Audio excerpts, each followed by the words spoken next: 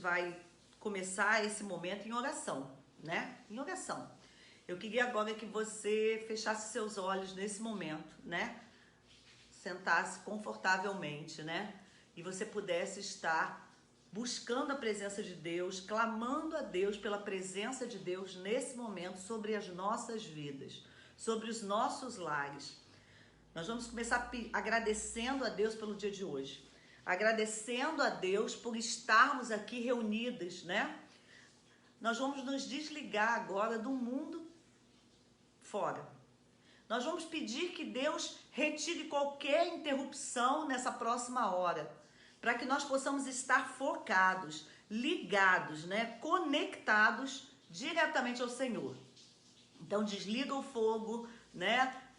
Chega ali fora onde você está e fala: gente, por favor, agora essa hora ninguém vem me pedir nada, me perguntar nada, agora eu não posso atender ninguém. Bota o celular ali no vibrar para não tocar, para a gente se conectar, e pede ao Senhor para que não haja interrupção nesse momento, né? Nós estamos aqui, eu quero repetir o meu bom dia a todos que estão, né, conectados conosco nessa manhã. Nós estamos no nosso segundo dia de estudo do livro, né, Retorno à Santidade. Esse não é um livro para ser lido, é um programa de santificação, né? Um dia o Dr. Gregory Fritzl foi chamado por Deus, né, foi levantado, e ele conta no livro, inclusive, que foi tão profundo, tão forte esse chamado de Deus, que ele escreveu o livro em tempo recorde, né? Ele rapidamente conseguiu passar para o papel aquilo que Deus queria para ele. Esse livro ele é vendido a preço módico. Por quê? Porque ele tem realmente a intenção de abençoar vidas. Ao contrário, ninguém ganha com esse livro, perde-se com esse livro, né? Ele é feito à medida de doações, porque o custo dele é mais caro do que ele é vendido. Então, eu quero que você entenda que ao estar com esses livros na mão, ao estar participando desse estudo, Deus assim pode fazer algo fantástico sobre a sua vida. É porque Deus está lhe convidando, Deus está lhe chamando para viver algo diferente. É muito bom, é muito importante a gente pensar no plano da salvação, na grande criação do mundo de uma maneira ampla, grande, pensando obviamente lá, né, no final dessa terra que é tão rápida, né, nesse mundo nosso que vai ser tão pequeno, e pensar na eternidade. Mas além dessa eternidade, que já seria mais do que o bastante para nós, a palavra de Deus diz que se a gente quiser e se a gente obedecer, tá lá em Isaías, a gente pode comer o melhor dessa terra. Então Deus nos chama à santificação, porque a palavra de Deus, de Gênesis e Apocalipse, nos ensina que se nós buscarmos a santificação, se nós obedecermos a palavra do Senhor, se nós estivermos dentro dos princípios da palavra, nós podemos viver o melhor de Deus. E eu gosto muito quando Deus fala que antes de eu ser uma criatura informe no ventre da minha mãe, né? Quando a gente vê logo que descobre que a gente está grávida, a gente vai lá na ultrassonografia e vê um pontinho, né? Não vê nada, vê um pontinho, fica todo emocionado, né? Assim, ali naquele momento Deus já fez um futuro, já planejou, né? Um futuro maravilhoso. Deus já planejou uma vida diferencial para você. Então a palavra de Deus diz que eu fui criada de um modo estrondoso, é a palavra que usa, maravilhoso. Isso vale para mim, isso vale para você. E se você não está vivendo o melhor dessa terra, se você não está vivendo um mundo maravilhoso, vem cá, vem cá. É porque alguma coisa está faltando, tem alguma coisa desconectada aí, sabe? Se o seu carro não está andando a velocidade para que ele foi criado para andar, está andando devagar, se o ar-condicionado não está funcionando, é porque tem alguma coisa errada, precisa ser corrigido, precisa ser consertado. E aqui esse livro vai nos ajudar a consertar. Eu queria parar um minutinho, chamar meu marido aqui, porque ontem o pastor o Vi, né, fez uma colocação pra gente assim, ele fez um contato e lembrou que Davi passou aqui, falou que ele tá indo agora, por exemplo, para outro quarto aqui, para começar a classe para jovens e adolescentes. Essa classe ela é feita no Zoom e nós passamos um link para o pastor Davi, que o pastor Davi falou, a gente pode entrar, os jovens e adolescentes podem entrar? Podem, Davi? Com certeza. Hoje a gente vai estudar qual é a conduta que o crente deve ter, qual é a conduta que o jovem deve ter. E aí todos os jovens, né, da igreja está convidado. Então, tá certo? É só pegar aí o link aí com o meu xará Davi, tá certo? Pastor Davi. E a gente está começando dentro de 3 minutos. Deus abençoe. Amém. Então, se você tem um jovem, um adolescente em casa, pastor Davi pode botar lá o link, por favor, se puder, porque a gente não tá. Bota, Davi, você tá no grupo, não tá? Oi? Bota o link no grupo Retorno à Santidade. Tá. Né? Aí o pastor Davi bota e você tá convidado a mandar seu jovem adolescente lá pro Zoom, né? Conhecer e vai ser muito bom para ele também. Mas vamos voltar aqui então. Então, eu creio que Deus tem um plano maravilhoso. Não é eu creio, ok? Na verdade, é o que a palavra de Deus diz. A palavra de Deus diz que eu sou especial para Deus. E como é que você está vivendo essa vida? Você já parou para pensar nisso? Como é que você está vivendo essa vida especial que Deus te deu? Então, se você não está conseguindo caminhar, se você não está conseguindo viver aquilo que Deus te planejou você para viver, tem alguma conexão errada, gente. Tem alguma coisa que você está fazendo errada. A engrenagem não está funcionando. Porque você pode viver muito, não importa as circunstâncias, não importa os instrumentos terrenos que você tenha, não importa a sua vida financeira, não importa a sua vida intelectual, emocional, importa você estar aos pés de Cristo. E a nosso estudo vai te ajudar, porque Deus inspirou um dia, né, o pastor Gregory Fritzl para abençoar milhares de vidas como ele tem abençoado. Então, na semana passada, em suma, a gente aprendeu que nós precisamos fazer uma limpeza e uma confissão diária, né?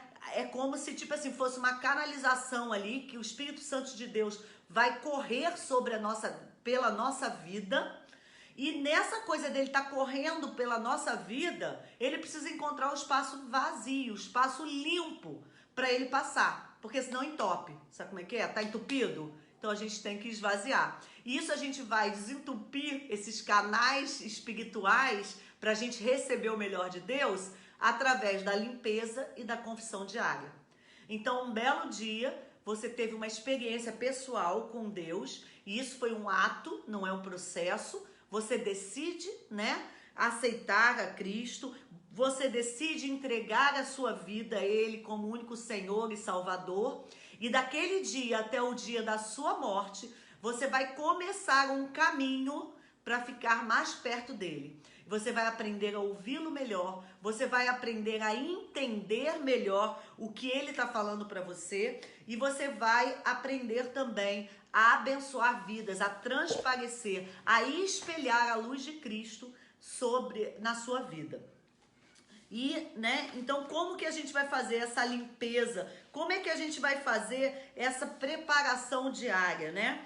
A gente tá num processo, a gente tá num mundo que muitas vezes nos afasta, né, da presença de Deus, e exatamente o que acontece é que a gente entende que toda pressão que vem é para ir contra, né? É para estar indo contra aquilo que Deus quer para nós. Então a gente vai começar essa limpeza e confissão.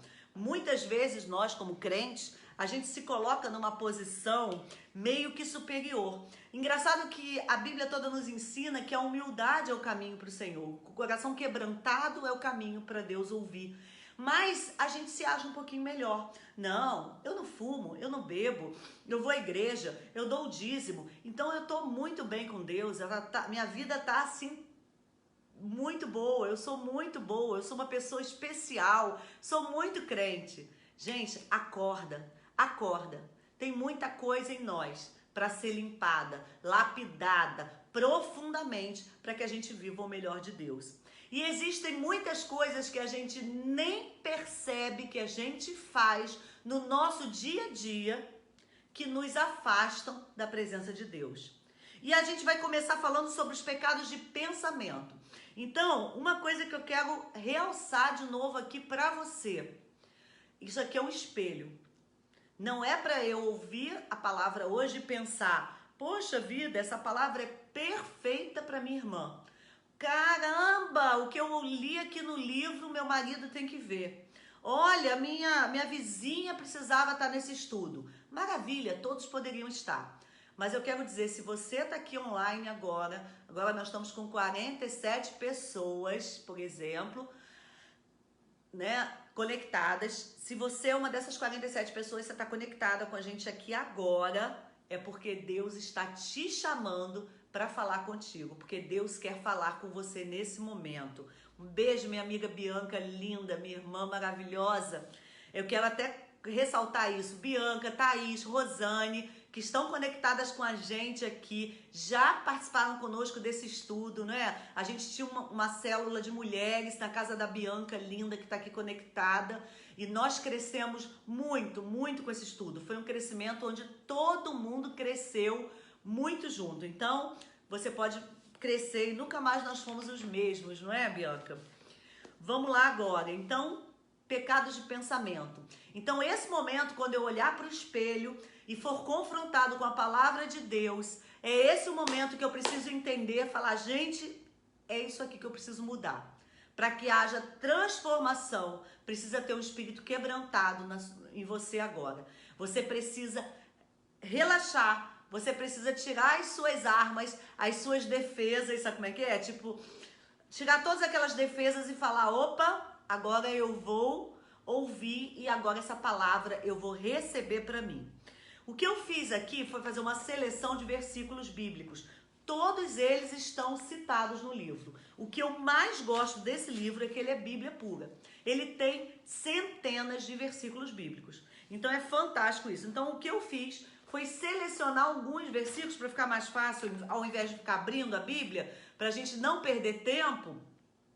Eu só selecionei os versículos. Então você vai abrir sua Bíblia, acompanhar, ou anotar, ou marcar no próprio livro. Porque se você tiver com o livro na mão, a gente tá na sequência. Mas a gente vai destacar alguns versículos para que você sinta um pouquinho, né? Lembre um pouquinho e você possa entender isso, né? Lá em Provérbios 23:7, é o primeiro versículo. Durante a semana eu tenho mandado uma mensagenzinha pequenininha para você. É aquele momento para você lembrar que é o momento que você precisa fazer um estudo, precisa ler aquele texto, precisa estudar, precisa ir para o livro, precisa ler outros textos e precisa fazer uma conexão. Quando a gente fala em limpeza diária, né, da nossa vida, é exatamente isso. É eu parar todo dia, né, seja de manhã, de tarde, de noite, não importa, mas eu preciso parar todos os dias e realmente fazer dar uma olhada, botar o olhar naquele meu dia para pedir perdão a Deus, para reconhecer o que eu errei, pedir perdão e buscar uma transformação. Então vamos lá, Provérbios 23:7, né? Dentro dos pecados de pensamento, né? A gente entende que o primeiro passo da nossa jornada rumo à santificação é limpar a nossa mente e o nosso coração. Esse é o primeiro passo. A gente precisa lembrar que quando a Bíblia fala em coração, toda vez que você encontra um versículo sobre o coração, e você encontra vários, por exemplo, aqui Provérbios 4:23, diz assim, sobretudo o que se deve guardar, guarde o teu coração, porque dele procedem as saídas da vida. O que será que Deus queria falar com isso? Quer dizer que aqui tem artérias, veias, então o coração, se cortar, você vai morrer? É por isso que eu tenho que guardar o coração? Não, gente, peraí, vamos devagar. Quando a gente fala em coração na Bíblia, Deus está querendo dizer, porque antigamente, naqueles povos antigos, eles acreditavam, eles entendiam que o coração representava as minhas vontades, as minhas atitudes, as minhas intenções, basicamente a minha alma, né? A minha alma são vontades e emoções. Então, basicamente, o coração é representado pela alma. Então, a minha alma. Então, não é o coração o órgão coração. É o coração simbólico, né? A gente teve o Dia dos Namorados essa semana, né? A gente fala o coração, aí bota coraçãozinho. Porque não é o que o meu sentimento tá aqui no coração. Mas é no sentido simbólico, inclusive bíblico, né? Porque as minhas emoções, as minhas vontades estão simbolicamente representadas pelo coração. Então, quando eu falo que eu preciso guardar o coração, porque vão ser as saídas da vida, é exatamente isso. Porque a minha vontade vai ser a saída da minha vida. As minhas emoções, se eu tô com raiva, eu vou agir conforme a raiva, não é? Se eu estou me sentindo muito importante, se eu tenho muito orgulho, eu vou agir conforme esse orgulho, maltratando as pessoas. Se eu estou emocionalmente abalada, deprimida, eu vou agir conforme a depressão. Então, né, aqui o Provérbios, né, no caso, o sábio, ele está dizendo assim, olha, se você tem alguma coisa para guardar, guarda o seu coração. Cuidado com as suas vontades e com as suas emoções. E aí a gente volta para o Provérbios 23, 7, que é o primeiro texto que eu falei, que diz assim, porque como ele pensa consigo mesmo, assim é. Olha que coisa profunda. A palavra de Deus está dizendo que conforme eu penso, assim eu sou. Você está entendendo a importância de eu guardar a minha mente, de eu guardar o meu coração, de eu guardar as minhas emoções, de eu guardar as minhas vontades, de eu guardar as minhas intenções, porque tudo é fabricado pela mente. Tudo é fabricado pela mente. Inclusive o meu poder físico. Você já viu isso? A pessoa bate a cabeça e para de andar. Não precisa machucar o pé. Às vezes ele bateu a cabeça aqui, a cabeça parou de mandar ordem para o pé. A pessoa tem uma disfunção, um Alzheimer ou qualquer coisa que está aqui no cérebro que ninguém viu, mas que vai afetar a fala, que vai afetar o modo de se mexer, doenças neurológicas, tudo isso dentro da mente. E mais forte do que isso que eu estou falando fisicamente, emocionalmente é tudo. É como eu penso que vai mover a minha vida. Então isso começa no ponto de que você precisa ter cuidado para parar de assistir tanta besteira, parar de ouvir tanta besteira e parar de concentrar tantas coisas aqui na minha cabeça que possam definir o meu agir. Mateus 12, 34 a 35 fala assim. Se não der tempo de ficar abrindo a Bíblia, você marca os textos no próprio livro, no papelzinho, para você estudar mais tarde. Pois do que há em abundância no coração, disso fala a boca. O homem bom tira boas coisas do bom tesouro do seu coração, e o homem mau, do mau tesouro, tira coisas mais, né? Então, o que há de abundância na minha mente, nas minhas vontades, nas minhas emoções, é que a minha boca vai falar. Sabe, é aquele teste clássico. Quando você dá um chute, dá uma topada, qual é a palavra que vai sair da sua boca? Porque é o que estava aqui dentro que vai ser ejetado para fora. Então, o que eu estou enchendo? Como eu estou enchendo a minha vida? Qual o modo, com que coisas eu estou enchendo a minha vida? Então, existe um pecado clássico que eu nem percebo muitas vezes que é pecado, que é entender, que é colocar para dentro da minha mente coisas, pensamentos, vontades, intenções, emoções que possam dirigir o meu caminhar e me afastar de Deus. E aí eu vou falar aqui que, né, tô dando assim uma geral no nosso estudo aqui, no nosso capítulo de pensamento. E o nosso autor, ele fala de uma coisa muito interessante para começar a falar de pensamento, sobre a certeza da salvação. Mateus 7, 22, 23 fala assim: muitos me dirão naquele dia, Senhor, Senhor, nós profetizamos em teu nome.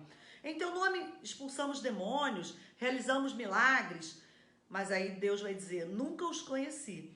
Afaste-se de mim, que praticam o mal.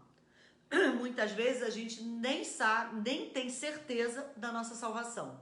A gente vive de um modo aparente de fé, a gente tem um aspecto de religiosidade, a gente tem um aspecto de legalidade, caminha aparentemente, como Jesus ele pegou muito nisso quando ele falava dos próprios fariseus, que acabaram ficando muito próximos ao legalismo, à religiosidade e muito fora do verdadeiro evangelho de Cristo, né? Que é o amor.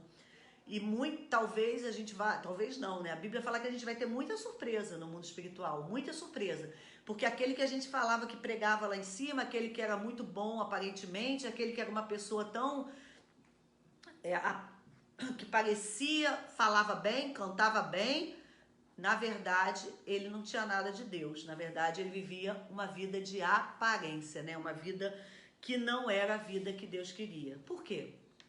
Porque a Bíblia fala que o importante é o meu interior. É aquilo que a minha mente, que o meu coração estão cheios. Aí eu me lembrei, eu acho que nem está aqui no nosso estudo, mas eu me lembrei do texto de Tiago, que fala uma coisa fundamental em Tiago 2, que diz assim: mostra-me a tua fé sem obras, que eu lhe mostrarei a minha fé pelas obras. Há uma discussão grande, né, quando a gente muitas vezes fala, obviamente, que a nossa fé diz que a salvação vem pela fé em Cristo Jesus, que não é pelas obras que eu sou salvo. Isso é óbvio, é tranquilo. Mas eu preciso entender que quando eu tenho fé, quando eu sou verdadeiramente salvo, quando eu estou na presença de Deus, é impossível as obras não virem, né, não saírem naturalmente, né, sobre a minha vida. Então, o que na verdade Tiago está dizendo aqui é que uma fé sem obras é morta, porque na verdade uma fé sem obras não existe. Porque eu não posso dizer, gente, eu sou muito crente, eu creio muito em Deus, Deus é muito bom, eu sou muito firme na igreja, mas se a minha vida não está transparecendo isso em obras, a Bíblia fala que pelos frutos os conhecereis. Então nós precisamos frutificar. E esse é aquele momento que nós vamos parar agora e vamos pensar: eu tenho certeza da minha salvação? Se eu tenho certeza da minha salvação, para e pensa: será que as pessoas em volta de mim estão vendo os frutos? Será que eu tenho frutificado? Verdadeiramente eu tenho frutificado? E assim eu tenho demonstrado naturalmente a minha fé em Cristo Jesus? Através das obras, não que eu estou visando as obras, mas ao contrário, eu estou visando a minha fé, e através da minha fé, será que o meu vizinho pode dizer: dá para ver logo que o fulaninho é crente? Será que o meu companheiro de trabalho falou: percebi logo, pelo modo que o meu amigo Tiago fala, ele tem alguma coisa diferente? Será que lá o moço da padaria fala: para ele eu vendo fiado? Eu acho engraçado que aqui tem uma lanchonetezinha, um sacolãozinho perto aqui, e meu filho, a gente sempre compra alguma coisa que falta ali. Esses dias meu filho foi lá um tempo atrás e ele estava comprando e faltou um pouco de dinheiro, ele levou um pouco de dinheiro a menos. E aí faltou, e aí o dono da mercearia falou: não, depois você traz, pode levar. E meu filho é muito assim, falou: não, eu vou buscar. Não, você pode ir, depois você vai buscar. E tinha uma pessoa do lado, e a pessoa falou: ué, Juarez, você vende fiado? E aí o Juarez falou: para você não, mas para ele eu vendo. E nós ficamos até muito felizes quando meu filho veio e falou isso. Quer dizer que ele estava frutificando de uma maneira de que o dono da mercearia percebeu que podia confiar nele. Então, na verdade, o que a minha vida tem sido cheia, na minha mente, no meu coração, vai frutificar para o mundo a aparência da salvação, vai despertar nas pessoas o desejo de buscar esse Deus.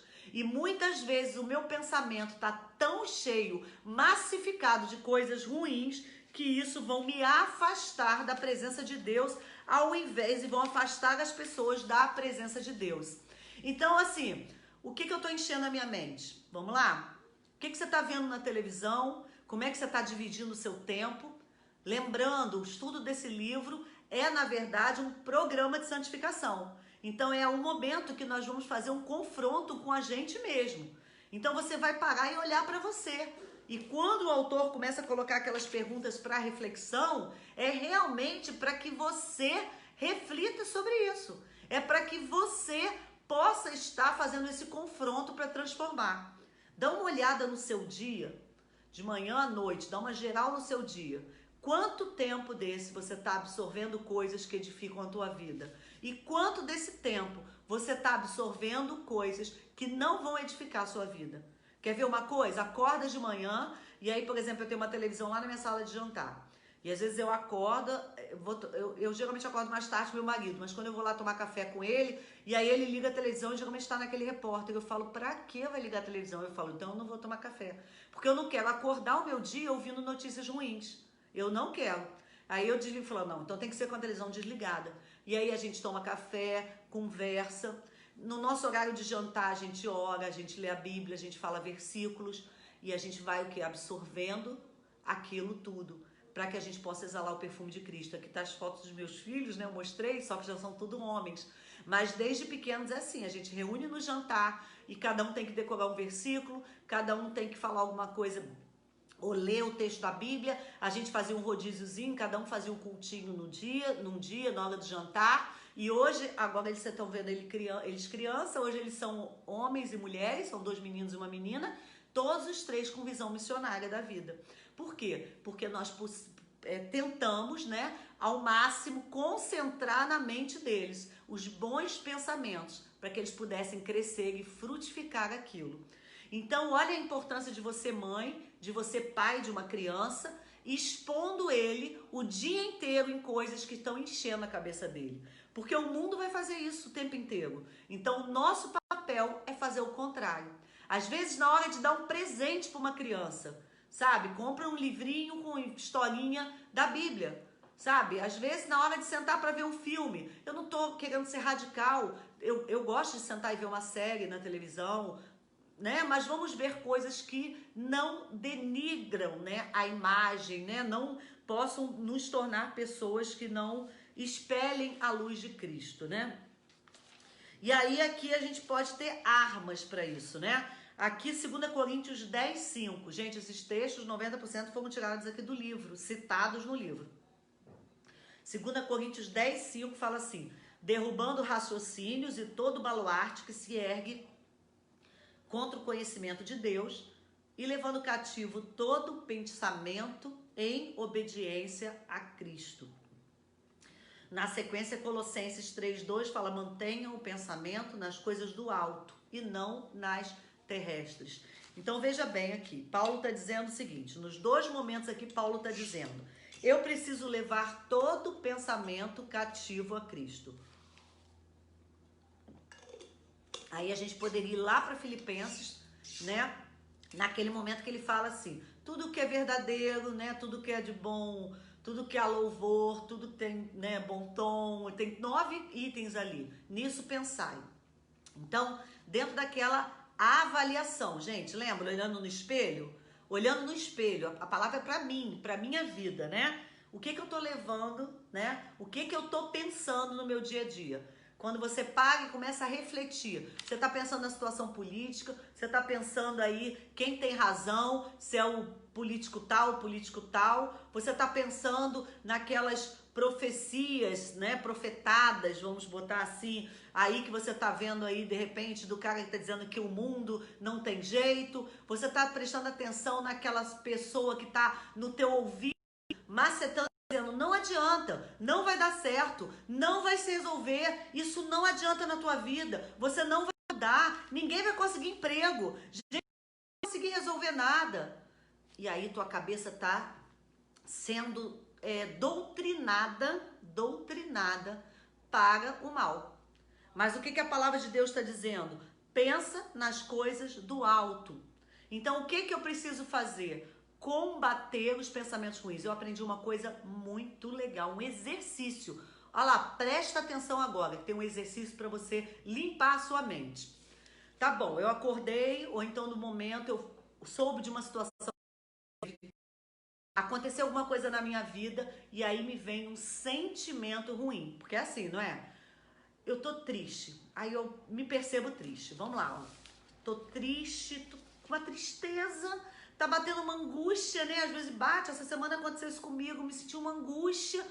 Falei assim, aí eu falei, opa. Aí você fala assim, peraí, vamos acabar com isso. Como?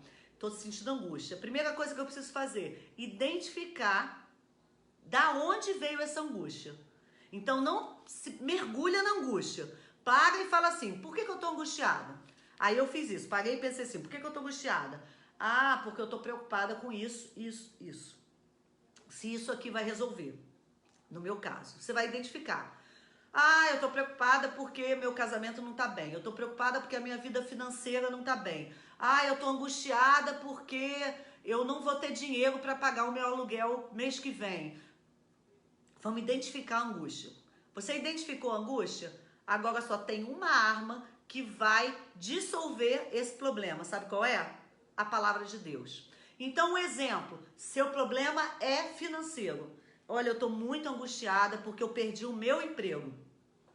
E aí você vai falar assim, tem um texto na Bíblia que diz que o meu Deus suprirá todas as minhas necessidades segundo as suas gloriosas riquezas. Em que eu vou acreditar? No que eu perdi o emprego ou num Deus que vai suprir todas as minhas necessidades segundo as suas gloriosas riquezas? Acabou com minha angústia. Agora, em que você está pensando? No problema ou no Deus que está muito acima do seu problema? Muito maior do que ele, que tem um poder ilimitado sobre a sua vida. Então, eu quero te ensinar a fazer esse exercício. Quando você tiver um sentimento ruim, não deixe esse sentimento crescer. Acaba com ele através da palavra de Deus. Busca um versículo, busca um texto bíblico. Você não vai buscar ninguém, não vai buscar, conselho de ninguém. Você não vai buscar televisão, você não vai buscar uma autoajuda. Não, você vai buscar a palavra de Deus. Você pode buscar o seu líder, o seu pastor, você pode buscar uma pessoa de Deus que possa te dar uma palavra abençoada. Mas não deixa, a Bíblia fala que a gente não pode deixar raiz de amargura crescer na nossa vida. Então, acabe com esse sentimento, né? Lutero falava que eu não podia impedir que um passarinho voasse na minha cabeça, mas eu podia impedir que ele fizesse ninho sobre ela. Então, é exatamente o que você vai fazer com esse exercício. Esse passarinho da angústia, da tristeza, da dor, da mágoa, tá passando pela sua cabeça? Espanta. O único modo de eu espantá-lo com a palavra de Deus. Então faz esse exercício que com certeza você vai ter uma experiência bem interessante com Deus. Então as armas são a palavra de Deus. Então quando eu encho a minha cabeça, né, estou pecando por conta daquilo que eu tenho pensado, daquilo que eu tenho intencionado. Ah, eu não gosto de fulano, eu vou dar uma rasteira em fulano, ele merece isso. Ah, eu tô com um problema que não vai resolver. Tudo aquilo que está concentrando de negativo na minha cabeça. A arma que eu vou usar, a palavra de Deus. E a palavra de Deus vai limpar isso. Então hoje nós vamos sair daqui, dessa manhã, com o propósito de estar fazendo uma limpeza nos nossos pensamentos. Nós vamos estar limpando. E o pastor Davi está falando aqui, no tempo de isolamento, né, onde a angústia nos ronda, esse é um bom exercício. Sabe como é que a gente aprimora isso? Copia textos bíblicos, cola nos lugares, cola no banheiro, no espelho do banheiro, cola na cama. Eu tenho amigos que fazem isso, a Bianca mesmo fez isso um tempo, né? Não sei se ainda faz.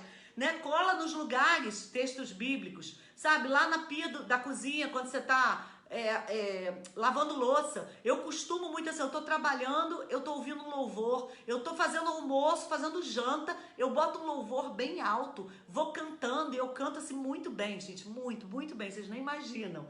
Meus filhos ficam, mãe, pelo amor de Deus, né? Pior quando eu boto fone, que eu fico cantando sozinha, aí que é uma vergonha total. Mas eu não tô nem aí, porque eu acabo o almoço fica tão gostoso, sabe por quê?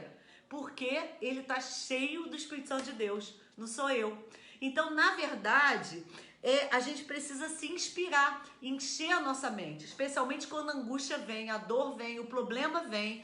Não deixa ele fazer ninho sobre a sua vida. Usa a palavra de Deus, né? Usa a palavra de Deus. Aqui, Mateus, aí o nosso autor, ele faz um alerta para nós, que ele diz assim, Mateus 15:8, esse povo me honra com os lábios, mas o seu coração está longe de mim. Então, olha só, o meu coração, né, o meu pensamento, a minha intenção está totalmente contaminada pelo mal. Mas eu vou à igreja, levanto minha mão e louvo o Senhor. Eu sou crente, eu até entrego dízimo, minhas ofertas. E Deus está falando. Muito mais importante para mim, né? do que o sacrifício, né? É o quê? A misericórdia. Então, na verdade, a gente precisa entender, tem outros textos aqui, mas a gente, né, eu estou controlando mais ou menos o tempo, né? Na verdade, a gente precisa entender de que nós precisamos limpar a nossa mente, encher da palavra de Deus, encher de louvor e adoração, para que a gente possa realmente viver o melhor de Deus, viver com um sorriso, né? E isso tem que ser espelhado naturalmente, não é verdade? Aqui, Hebreus 10, 29, traz um texto forte, muito, muito forte, se eu não me engano, eu botei até no grupo. Diz assim: quão mais severo castigo julgam vocês, merece aquele que pisou aos pés.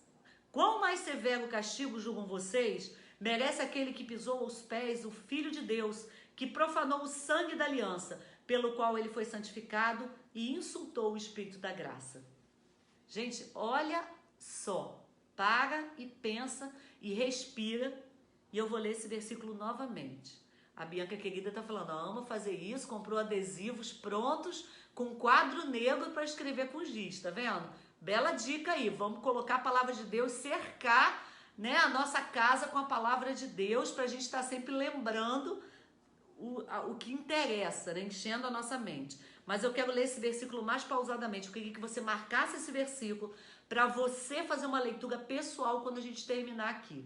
Ele está dizendo aqui, o autor de Hebreus, ele ainda está jogando para mim. O que você acha, Leia, o que você acha, Raquel, o que você acha, Cristina, que você merece, né? O que Evelise merece, que o pastor Davi merece, que a Bianca merece e todos nós merecemos. Quando a gente profana o sangue da aliança, aquele sangue que o Filho de Deus derramou, né, lá na cruz, quando eu insulto o Espírito da graça. E quando é que eu insulto o Espírito da graça, né? Quando os meus pensamentos estão cheios de coisas que não agradam o Senhor. Nós precisamos entregar os nossos corpos, o verdadeiro culto qual é que Paulo fala? Sacrifício vivo do nosso corpo, da nossa alma e do nosso espírito. É a tríade, né? Tricotomista nós somos, né? Corpo, alma e espírito. Tudo isso tem que estar conectado em Deus. Então, quando eu profano isso, ou seja, quando na verdade eu conheço a salvação, eu reconheço o sacrifício vivo que Jesus fez pela minha vida e eu estou profanando, quando eu estou usando o meu corpo, a minha alma, as minhas intenções, os meu espírito para algo que não seja para engrandecer o nome de Deus. Quando eu estou enchendo a minha mente de muitas vezes músicas, né, que são verdadeiras assim, profanações do reino.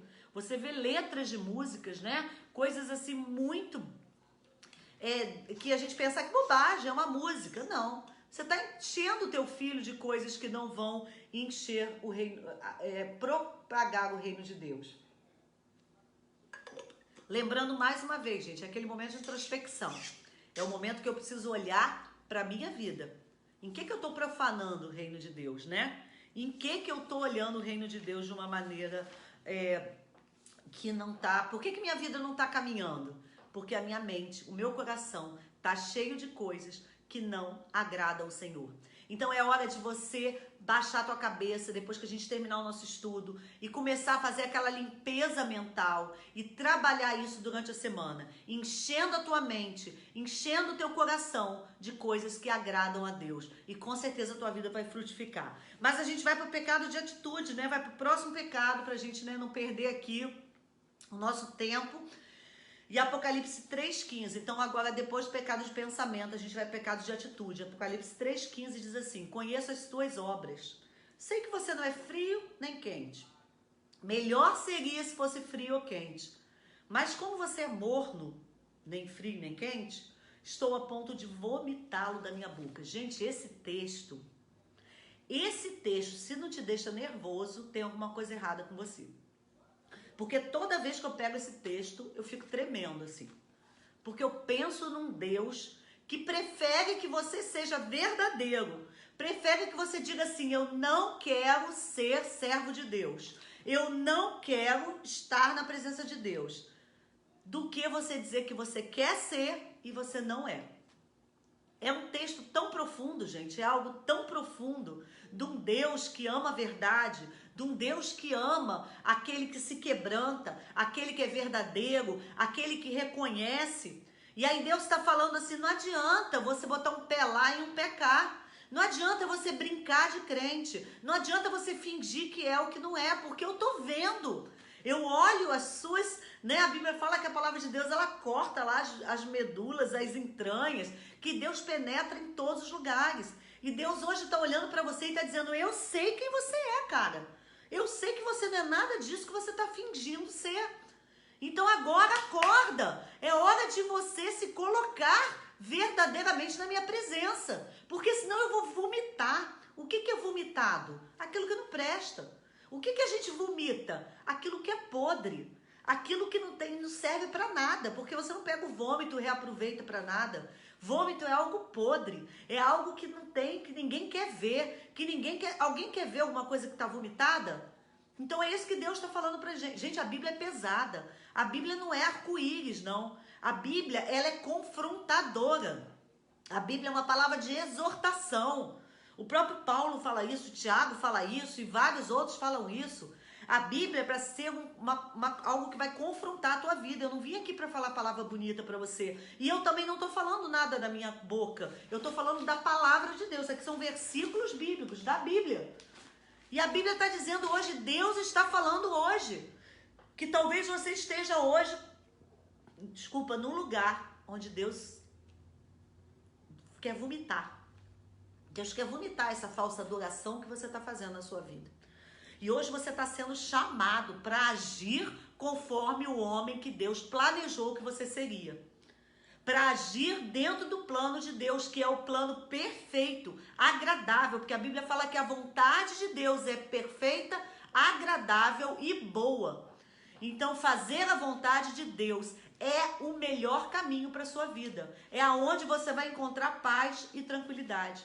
E o que Deus está falando aqui? Será por que Ele quer, muitas vezes, Ele quer me vomitar, tem nojo de mim? Por quê? Eu tenho uma vidinha tão tranquila, não matei ninguém essa semana, eu não fiz nada. Peraí, a gente podia até bem mais profundo nisso. Mas eu vou citar algumas coisas segundo o livro aqui. Primeiro, ele fala do orgulho. De novo, gente, acorda. Vamos olhar para dentro de nós, né? Vamos olhar assim bem para dentro de nós para a gente entender. Para a gente entender o que Deus está falando. Orgulho. Se eu perguntar quem é orgulhoso, aí todo mundo fala, eu não, gente, eu sou tão humilde, não é? A gente vê a pessoa falando, eu sou humildade, né? Eu sou muito humilde. Quando eu falo que eu sou humilde, o negócio é complicado. Mas o que é? O orgulho. Salmo 51, 10, 17 diz assim, cria em mim um coração puro, ó Deus, e renova dentro de mim um espírito estável. Os sacrifícios que agradam a Deus são um espírito quebrantado. Um coração quebrantado e contrito, ó Deus, não desprezarás. Nós não somos nada, né? A Bíblia fala que nós somos pó, né? Nós somos um vaso na mão do oleiro. E o oleiro, ele faz aquele vaso para o que ele quer, né? Se você já viu um oleiro trabalhar, mesmo que seja pela televisão, né? Ele pega um bando de barro e ele molda o barro. E, né, às vezes ele faz um vaso para flores e às vezes ele faz um vaso para jogar lixo. É decisão do oleiro. O oleiro tem um plano na sua vida. E é necessário que a gente se quebrante, é necessário que a gente baixe a bola, né, vamos dizer assim, e entenda que Deus quer fazer algo de nós. Deus tem um plano maravilhoso para nós. Mas nós não somos nada. Nada sozinhos. Nós não somos nada. Então baixa a tua bola. Você está muitas vezes pecando. Você está se tornando algo desnecessário. Você está se tornando algo que envergonha o nome de Deus, porque você está se achando muita coisa. Então, ontem eu estava dando um estudo, eu e meu marido, para casais na igreja Betaninha. E das frases que eu coloquei, né, para aqueles casais era: o grande motivo do rompimento não é o erro, mas é o orgulho de não voltar atrás. E verdadeiramente isso nos casamentos a gente vê muito isso. Eu erro, e o problema que vai desfazer meu casamento não é porque eu errei, é porque eu não consigo reconhecer que eu errei. eu falo, não vou reconhecer que eu errei. Eu não vou pedir perdão, né? Eu não vou voltar atrás. Eu vou ficar no meio. Já que eu errei, eu vou ficar nessa. Então, isso que acontece que faz com que eu realmente rompa. E nada melhor do que isso também. Eu posso romper com Deus por conta disso. Reconheça o teu erro. Quebrante-se, né? Para que você não peque por isso. Tem o segundo pecado que ele fala sobre egoísmo, né? O pecado de atitude. São pecados que eu estou fazendo. Não é mais aqui no pensamento. Agora eu já estou tomando atitudes de orgulho. Agora eu estou tomando uma atitude de egoísmo. E aí Filipenses 2:3 diz, não façam nada por ambição egoísta ou vaidade, mas humildemente considerem os outros superiores a si mesmo. Cada um cuide não somente dos seus interesses, mas também dos interesses dos outros. Nós estamos em tempo de pandemia. Vamos fazer uma prática aqui? A gente sabe que tem muita gente desempregada. A gente está vendo pessoas na rua porque estão sendo despejadas, porque, de modo geral, quem tinha um subemprego, um emprego informal, não pôde trabalhar nesse tempo e muitas vezes está na rua, né? Aqui perto a gente viu uma família num colchão, assim, doeu meu coração. O que você está fazendo para mudar a vida dessa pessoa? Será que você está mais preocupado em fazer uma reserva financeira?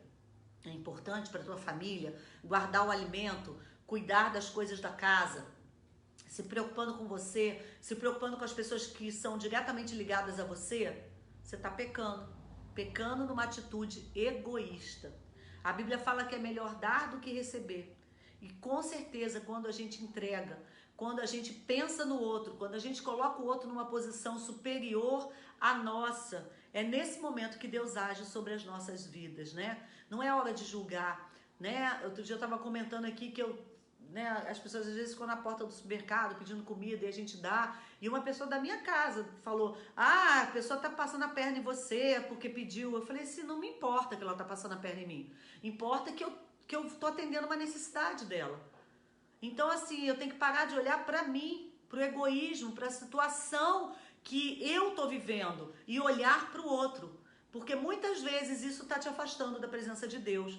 Porque Deus falou assim, olha, eu vou te visitar como pobre, eu vou te visitar como preso, eu vou te visitar como nu, e você vai me atender ou não? Lembra que Jesus falou isso?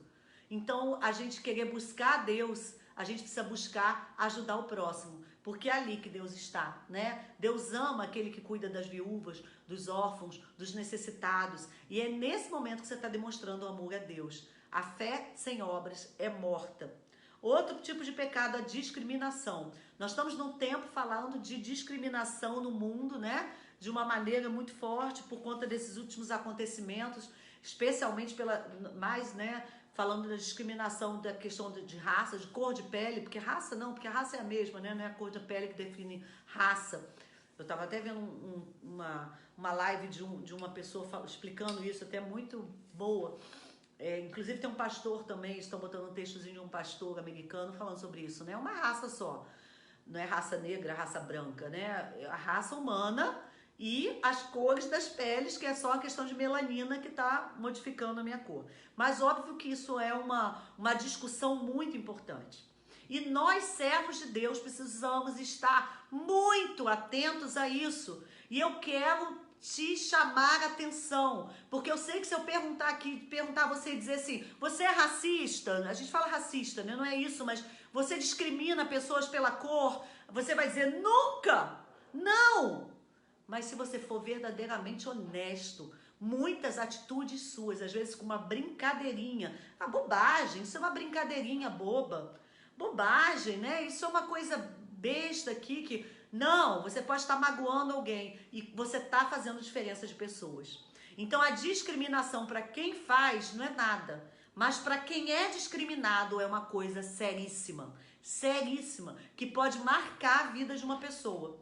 Muitas pessoas não são fortes o suficiente para entender que não importa o que o outro pensa dela. Muitas pessoas são influenciadas pelo que o outro pensa dela. Então, às vezes, uma palavra pode magoar alguém. E eu aprendi algumas coisas essa semana, ouvindo algumas coisas sobre isso. Até quando eu falei, um doutor, né? Ele é um homem negro, que eu aprendi também que não há problema nenhum em falar negro ou preto. Isso aí não é ofensa, o importante é como eu estou falando isso. Ele tem pós-doutorado, um homem assim, um rapazinho novo, que me ensinou um monte de coisa. Por exemplo, que quando eu uso a palavra mulata, a palavra vem de mula. Então, por conta da escravatura lá no tempo passado, né, aqui no português, as pessoas comparavam, né, o escravo a uma mula. Então, por isso ficava mulata.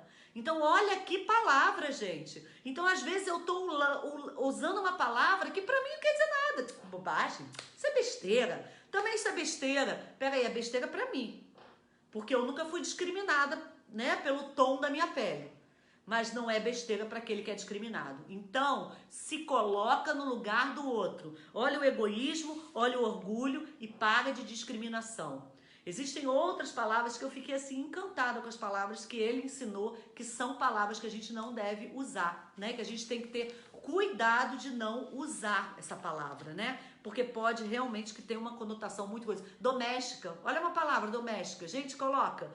Sabe por que doméstico? O que é doméstico? É aquele que é domesticado. Então, aquela pessoa que trabalha no nosso lar, independente da cor, né? Mas já é uma discriminação.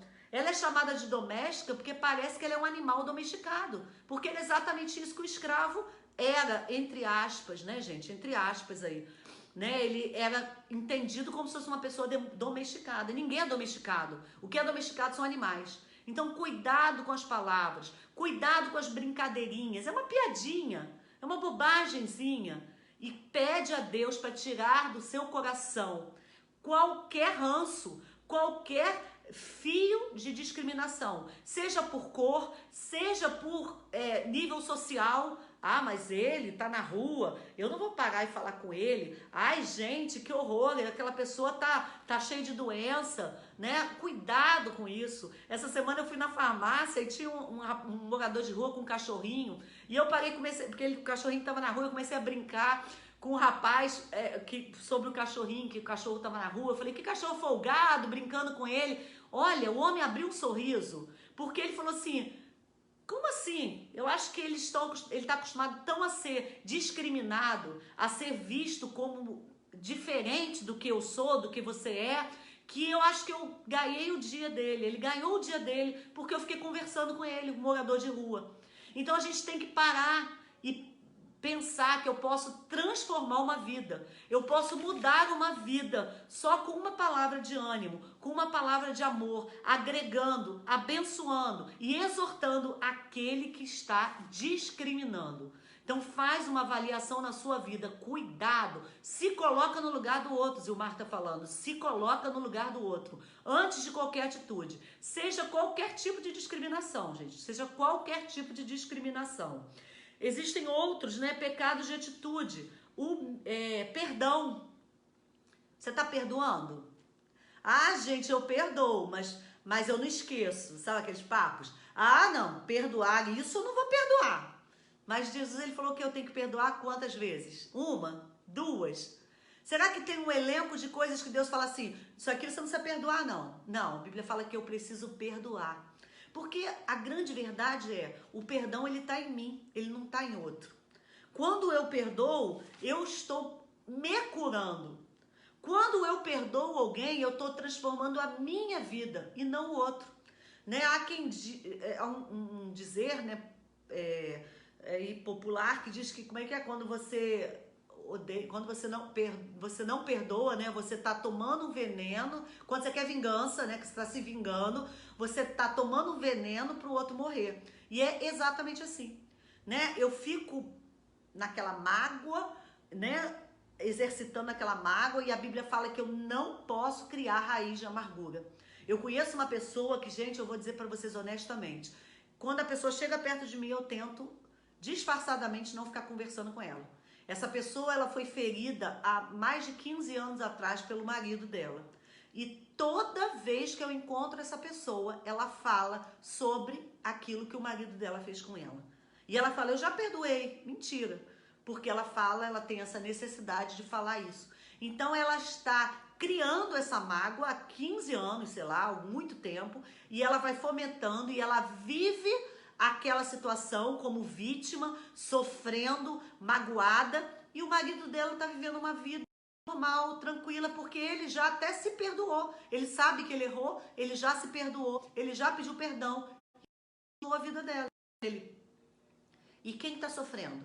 É ele. Quem que ela está machucando? É ela. Ela está fomentando essa falta de perdão. Quando ela está criando, se vitimizando e vivendo, né, dormindo com esse problema, ela, o que acontece? Está afastada de Deus. Porque ela não consegue chegar à presença de Deus. Porque ela se sente pior, ela se sente injustiçada, ela se sente vitimada. E isso faz com que ela não consiga ver Deus como Deus é, que é um Deus de amor. Então, há um pecado de atitude muito grande, que é a falta de perdão. Presta atenção no que eu vou dizer para você. Não interessa o que o outro fez com você. Perdoe. Ame. Ore pelos seus governantes. Ore pelas pessoas que quando você... Às vezes a gente tem a tendência de vir lá na televisão, ouvir falar sobre um crime, e aquilo realmente dói muito, machuca, mesmo que você não conheça a pessoa. Você vê crianças mortas, né, abusadas sexualmente. Ore pela família da criança ou pela criança, mas ore pelo agressor. Embora você nem esteja ligado àquilo, né? Peça a Deus para que Deus manifeste o seu perdão sobre a vida dele. Peça a Deus para que ele possa ter oportunidade de se arrepender. E faça um exercício de estar orando por aquele que, entre aspas, não merece. Porque eu vou contar um segredinho para você. É segredo. Não conta para ninguém. Você também não merece o amor de Deus. Combinado? Você não merece a misericórdia de Deus. Eu não mereço o perdão de Deus. Nunca mereci esse perdão. Você acha que a minha vida mereceu que o Filho de Deus viesse à terra, morresse numa cruz por meus pecados e por aqueles que eu ainda cometo dia a dia e muitas vezes insisto em cometer? Insisto e realmente quebrar a aliança, como diz lá Hebreus. Eu não mereço isso. Então o meu pecado não é diferente daquele que mata, que estupra, que governa mal, que rouba o dinheiro do povo. Só é diferente. Porque para Deus não tem pecado. Isso é questão de lei da colheita, que a pessoa vai realmente colher aquilo que plantou. Isso é questão de galardão depois da salvação no céu. Mas é outra discussão. A discussão é que Deus morreu pelo meu pecadinho quando eu falo mal de uma pessoa e morreu por aquele estuprador que estuprou dezenas de crianças. Isso aí é misericórdia divina, não é minha discussão. Então, o meu papel é perdoar. Então, gente, não se enrola com Deus. Não deixa de viver o melhor de Deus na sua vida, porque você está preocupado com o que o outro fez com você. Perdoe. E mais do que perdoar o outro, perdoe a si mesmo. Às vezes a gente carrega uma dor porque a gente errou. Você já se viu assim? Eu já me vi assim.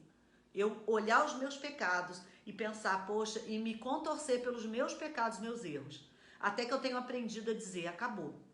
Se eu já confessei a Cristo, se eu já me entreguei, já mudei de caminho, já fiz uma metanoia, uma mudança, né, de caminho, me arrependi, esse pecado está na profundeza do mar, eu não quero nem me lembrar dele.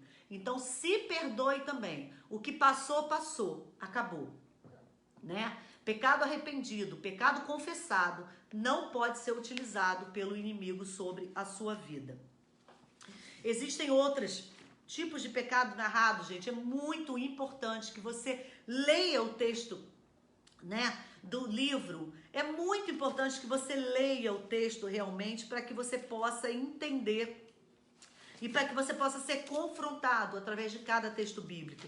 Em cada tipo de pecado, né? Existem outras coisas, ele fala aqui da fé, da falta de fé como um pecado, né? Da falta de humildade, do materialismo, né? Às vezes a gente se preocupa tanto em ter alguma coisa e acha que o nosso sucesso está medido em ter alguma coisa. E não é por aí, gente, né? Isso é um pecado de atitude.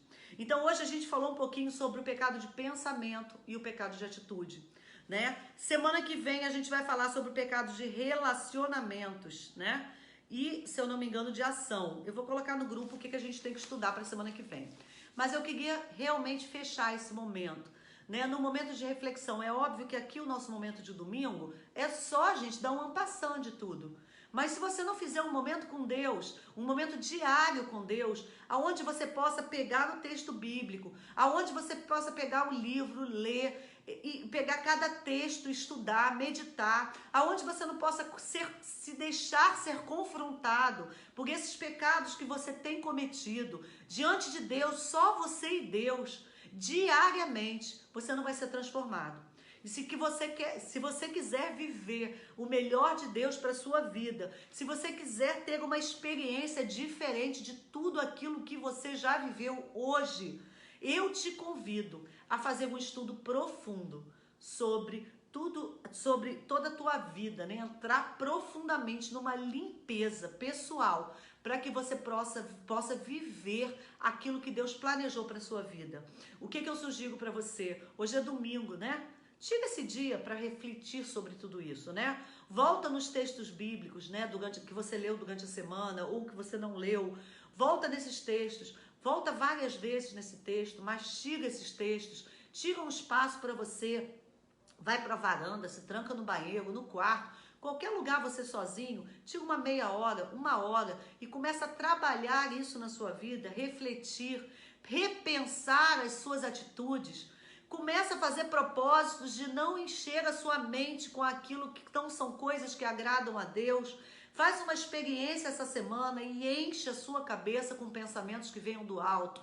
Tem modos muito fáceis de você fazer isso. Primeiro, coloca um louvor na sua casa o dia inteiro. Sabe, se você vai pegar um ônibus, viajar, ou mesmo, né, tem gente indo trabalhar ainda, mesmo nesse tempo, né, de pandemia, coloca um fone no ouvido com louvor, bons louvores que você gosta. Pega sermões na internet, né? Tem aqui no próprio site aí sermões do pastor Renato. Eu sei que o pastor Davi também deve ter coisas gravadas aí, né, no YouTube, no canal da igreja do YouTube, ou outros pastores. Aí a gente tem pastores que pregam e tem traduções em português, pastor Bill Johnson, pastor Hernando Dias Lopes, brasileiro, pastor Cash Luna, se você entende um pouquinho de espanhol. Tem uma gama de pastores muito bons. Você vai e procura um pastor que você goste, né? O tipo da palavra dele, né? Cada um tem uma preferência. Ouça sermões diários. Para um pouquinho quando você está fazendo alguma coisa, deixa lá o YouTube falando aquele sermão, mesmo que você esteja fazendo algo. E começa a encher a sua mente da palavra de Deus. Leia, estude a palavra e faça isso o dia inteiro. Faz uma experiência essa semana e começa a se encher da presença de Deus. Deus vai falar com você, eu tenho certeza. E eu digo isso com toda certeza. Deus vai falar com você de uma maneira especial, diferencial, né? E você vai viver uma mudança verdadeira com Cristo. Eu quero agora te convidar a fazer uma oração, né? Fazer um propósito com Deus. Um propósito. Gente, não sai dessa aula, nenhuma aula, né? Dessa palavra aqui, como se assim, pronto. Opa, já bati minha meta de domingo, já assisti alguma coisa. Não! Faz um propósito pessoal com Deus. Abaixa a tua cabeça agora. Vamos lá, abaixa a tua cabeça agora. E começa a se colocar diante da presença de Deus. E faz um propósito diferente com Deus essa semana. Deus ama isso. Quando eu saio da minha zona de conforto, quando eu saio do meu normal, do dia a dia, e eu vou além daquilo que Deus me chamou. Então vamos lá, faz um propósito pessoal com Deus. Senhor, eu vou essa semana ficar um tempo a mais contigo. Não sei, 1 hora, meia hora. Senhor, essa semana eu vou ler uma porção da palavra maior do que eu costumo ler. Essa semana eu não vou tirar o fone do ouvido sem ter ouvido louvores a Deus. Essa semana eu vou separar um tempo de oração. Não sei, faz um propósito especial com Deus. Sabe, isso é muito gostoso. Faz além daquilo que você faz, né? Faz um sacrifício de adoração, de louvor. E Deus vai falar com você. Tenha certeza disso. Deus querido, Pai amado, glorificado seja o teu santo, teu poderoso nome. Ó meu Deus, estamos aqui em tua presença como irmãos, Senhor, do mesmo Espírito, Senhor. Estamos reunidos aqui buscando a santificação pessoal. Ó Deus, não olha os nossos erros, nós te agradecemos porque tu não olhas, Senhor, o que fazemos. Mas tu nos olha com o olhar do Criador, o olhar do Pai, um olhar amoroso. E por isso nós ousamos estar na tua presença. Porque um dia tu fizeste um sacrifício, meu Deus, mandando teu filho para morrer pelos nossos pecados. Então agora, justificados, Senhor, através desse amor, desse ato, nós podemos entrar na tua presença, na sala do trono e clamar por mais de ti. Senhor, coloca no nosso coração o desejo de te adorar, de te buscar, de viver algo especial, de viver o sobrenatural. Não queremos mais viver o material, queremos viver o sobrenatural.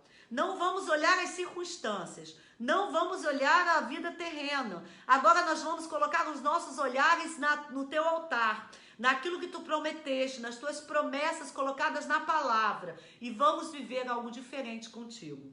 Ajuda-nos, dirige-nos, e queremos agora fazer um compromisso contigo, Senhor amado, de ir além da nossa zona de conforto, de fazer algo especial e de te levar como sacrifício de adoração, te presentear, Senhor amado, agora, com o nosso tempo, Senhor, com a nossa atenção, com a nossa mente, com o nosso coração. Sela, Senhor, o teu espírito, Senhor, no nosso coração, na nossa mente, no nosso físico, para que possamos viver em adoração. E, Senhor, estarmos em tua presença, Senhor. Muito obrigada, Senhor, por todos que estiveram aqui conosco. Adoramos, pedimos, louvamos e agradecemos no nome santo e poderoso do teu Filho amado. Amém, Senhor.